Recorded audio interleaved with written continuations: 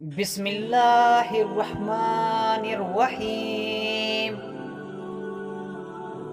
جب کسی کے لیے آپ کا ہونا نہ ہونا برابر ہو تو اس کو بار بار اپنے ہونے کا احساس دلانا بے معنی ہے۔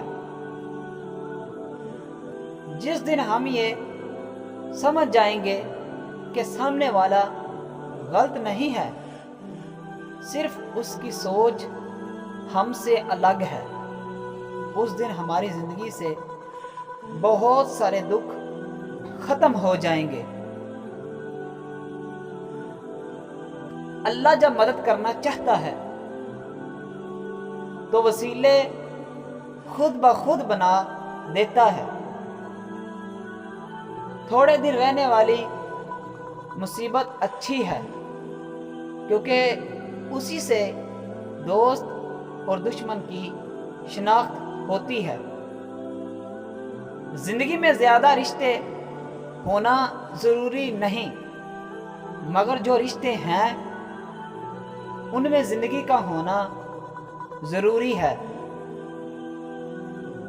خواہشوں کو بے لگام مت چھوڑو، یہ باغی ہو جائیں تو حلال حرام جائز ناجائز کچھ نہیں دیکھتی۔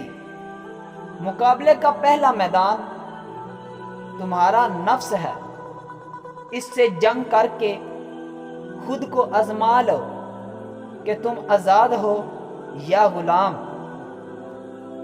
مایوس وہ ہوتا ہے جس کا رب پر یقین نہ ہو، محروم وہ رہتا ہے جو اللہ کی نعمتوں کا شکر ادا نہیں کرتا۔ کچھ لوگوں کے لیے ہاتھ اٹھانے نہیں پڑتے، بلکہ ان کے لیے دعا دل سے نکلتی ہے۔ اگر تم اللہ کے ہاں اپنی حیثیت کو دیکھنا چاہتے ہو تو دیکھو کہ اس نے تمہیں کس کام میں لگا رکھا ہے۔ کتنا مشکل ہے یہ زندگی کا سفر، دل پر لگی بات بول دی جائے تو رشتے مر جاتے ہیں۔ یہ ممکن ہی نہیں کہ جو ہم دوسروں کے ساتھ کریں وہ ہمارے ساتھ نہ ہو۔ اگر باپ دنیا سے چلا جائے تو اس کے جاتے ہی تین چیزیں ہمیشہ کے لیے ختم ہو جاتی ہیں۔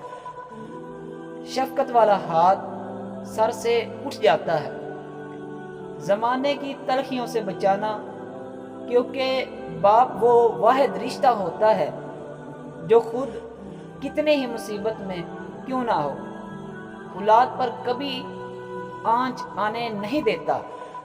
جب تک باپ زندہ ہوتا ہے کبھی محسوس نہیں ہوتا کہ کہاں سے کتنی مشکل سے کما کر لایا ہے۔ جب چلا جائے تو اولاد دھکے کھاتی ہے تو پھر باپ کی کمی محسوس ہوتی ہے۔ منفی سوچ رکھنے والوں کو آپ جتنا کم جواب دیں گے آپ کی زندگی میں اتنا ہی سکون ہوگا۔